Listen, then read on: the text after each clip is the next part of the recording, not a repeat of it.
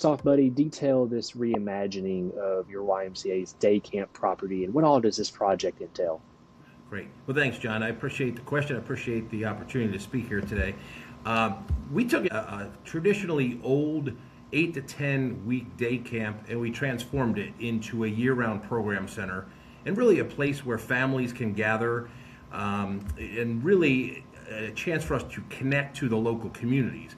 Believe it or not, we've owned this property since 1970, and basically for the better part of all that time, we were just busing children up from really outside the city, to Montclair, Bloomfield, and Verona areas, and that local community of West Milford, Bloomingdale, and Wanacue. We never really served them. We never served their families. We never served their kids. So we looked at this as an opportunity to really engage the local community in year-round programming and really giving that community a place for families to gather. Terrific. Awesome. How is this project kind of made possible? What's the deadline for it? What's the plan moving forward with it? Sure. Well, I will say this. It was a lot of tremendous collaboration, and it was really a shared vision.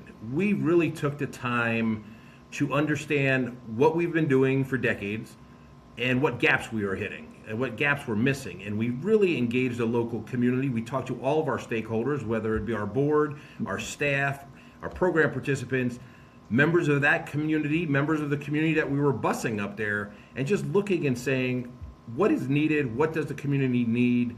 And we really put together a shared vision of being innovative, really focusing on outdoor education and focusing on collaboration and partnerships, and really engaging not only with individual people, but groups and local businesses. Terrific. Awesome. Well, you mentioned outdoor recreation. That's something that you had brought up with me when you first told me about this exciting project. Outdoor recreation, there seems to be a boom of interest in this specifically, I think, on your end too, since the COVID-19 pandemic a few years ago. How does this project really address that and help build out an area for outdoor recreation for the community? John, you hit the nail on the head. We redid our strategic plan coming out of COVID. And one of the things that we saw was there was a tremendous desire and a need for individuals and families to reconnect with the outdoors and really have that human connection again.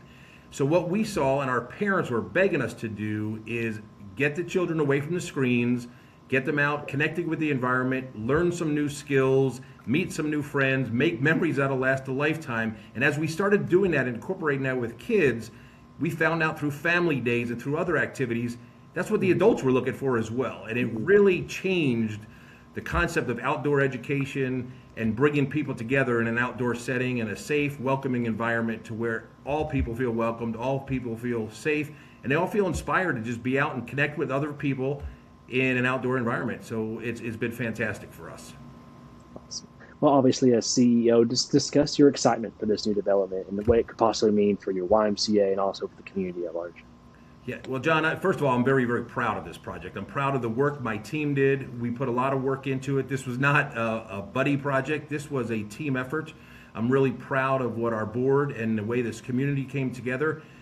And really what I'm most proud about is the impact our organization can now make in new communities that we were actually really just a tenant. We had property there, but we weren't serving that community.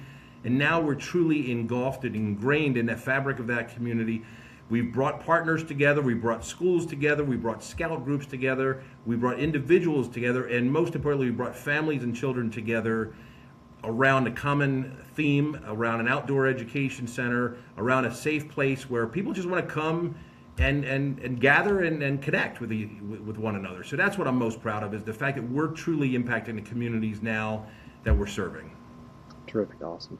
Well, lastly, buddy, what would be your top advice or tips from this process and from this development and from this experience as a whole that you may have for other industry leaders when it comes to addressing the needs of the community like that and also picking up on big trends like outdoor recreation? Sure. Well, thank you. I will say the very, very first and most important lesson I learned is to listen, is really to spend the time and listen. We initially went in there, we're like, we don't have all the answers because we've been in this community since 1970, and our why was not making an impact in that community. So I spent the time, my team spent the time, we went around and we listened, we spoke to people, we had community forums, we went to the schools, we went to the PTAs. We really wanted to listen and say, what kind of needs do you have in this community and how can we help serve them? And when we did that, it really inspired a lot of people. It rallied the communities and everyone came together. And now we have thousands of voices out there really speaking about what the Y is doing at our outdoor education center.